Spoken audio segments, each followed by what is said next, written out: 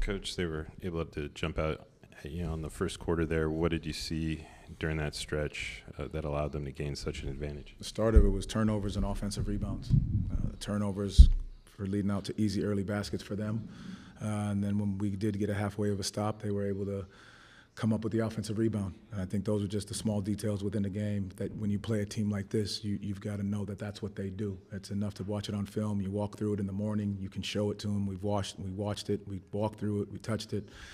You know, when you get out there, you've got to go and you got to produce when you see it, when you play a team like this. What did you think of the shots you guys were getting early? I didn't like all of them.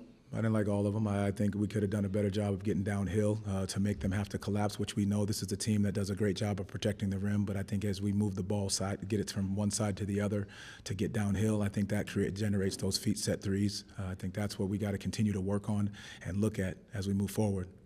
Why do you think this team has struggled with the open shots that they have gotten?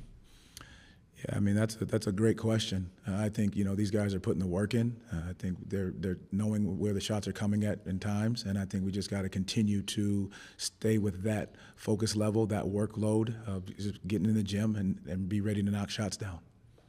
How frustrating or difficult is it for you as a coach when you talk about the game plan and continue to repeat it, but the execution isn't there?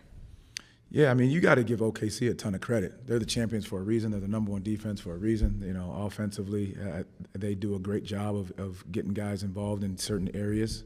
You can walk through it, you can watch film, you can talk through it, but when we step on that floor, we've got to be ready to go from the opening tip. The second game in a row that we haven't come out the right way and given ourselves a big deficit to start the game. Coach, your group has not had an extended period at home. You'll be embarking on one before the break. How pivotal a stretch is it to kind of get things right and level before going into the All-Star break? Yeah, it'll be great to be back home just for, those 4 games. I think it's very important for us, going into the break, but we've got to take it one game at a time. There's no easy games in this league. It's hard to win in this league, so we have to understand that.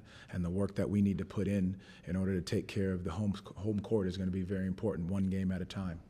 Why do you think the starts the last couple of games? I know you said the Thunder, we know the Thunder are the Thunder, yeah. But the starts the last couple of games, what do you think makes it difficult for your team to start the way you guys want to? Yeah, I mean, you look at different variations of it. Tonight it was, the turnovers. Then it was some of the quick shots that allowed them to get out in transition. The other night against San Antonio is very similar. They did a good job of protecting the rim, being able to get some blocks, and we turned it over. And then our shot quality, because it was hard to get downhill on these guys, we took some early quick ones that allowed them to get out in transition. We've just got to continue to be better and more intentional in our workload as we start the game.